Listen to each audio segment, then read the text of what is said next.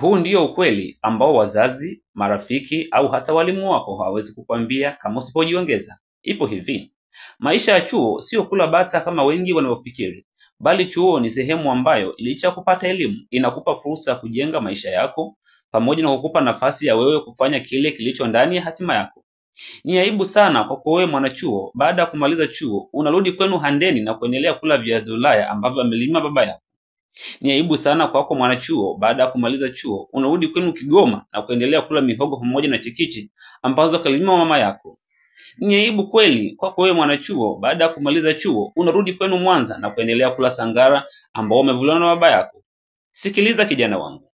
Hata mbayuwayu huwa analishwa chakula na wazazi wake kwa muda wa wiki moja tu, lakini akisha kukomaa huondoka kwenye hicho kiota na kwenda kuanza maisha yake mengine na huwa harudi tena. Hivi unajua ni kwa nini huwa harudi tena? Hii ni kwa sababu wale sio tena wazazi wake tu, bali ni ndege wenzake. Na yeye hawezi kuendelea kulishwa na ndege wenzake. Na wewe mwanangu, sikiliza. Usikubali kuendelea kulishwa na mwanamke au mwanamume mwenzako kwa kisingizio cha kwamba wale bado ni wazazi wangu tu. Chefu, pambana maisha yako ili na wewe upate kile ulichokivuna kwa nguvu yako. Najua hii ni chungu aisee, ila inabidi uimeze hivyo hivyo.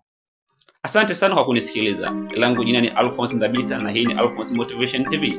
Subscribe katika YouTube channel yangu, lakini pia share na marafiki zako. Mpaka wakati mwingine, Mungu akubariki sana.